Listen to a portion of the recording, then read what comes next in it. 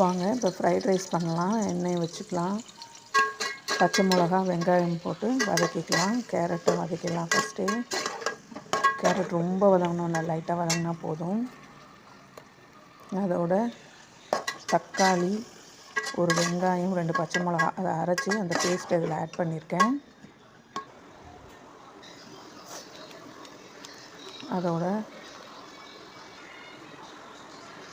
Red chilli powder, pepper, salt, இந்த இதுக்கு தேவையான சால்ட்டு, சோயா சாஸை ஆட் பண்ணிக்கிறேன். அது வதக்கின உடனே ரைஸு தனியாக எடுத்து வடித்து வச்சுருக்கோம் இல்லையா, அது ஆறின ரைஸை இதில் போட்டு கிண்டிக்கலாம். பாருங்கள்,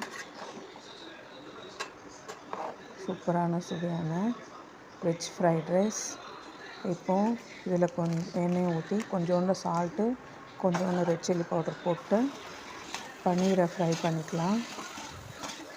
பன்னீர் கொஞ்சம் நல்லா ஃப்ரை ஆனவுடனே அதையும் இதில் ஆட் பண்ணிக்கலாம். பாருங்கள், இதில் போட்டு பன்னீரும் போட்டு ஆட் பண்ணிக்கலாம். சூடான சுவையான பன்னீர் வெஜ் ஃப்ரைட் ரைஸ் செய்தாச்சு. பாருங்கள், இதில் நம்ம அஜினோமோட்டோலாம் போடல, வீட்டிலே செய்கிறதுனால ஹெல்த்தியாக இருக்கும்.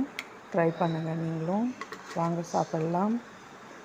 இதுக்கு காலிஃப்ளவர் 65 சைட் டிஷ்ஷாக வச்சுருக்கேன். வாங்க சாப்பிட்லாம்.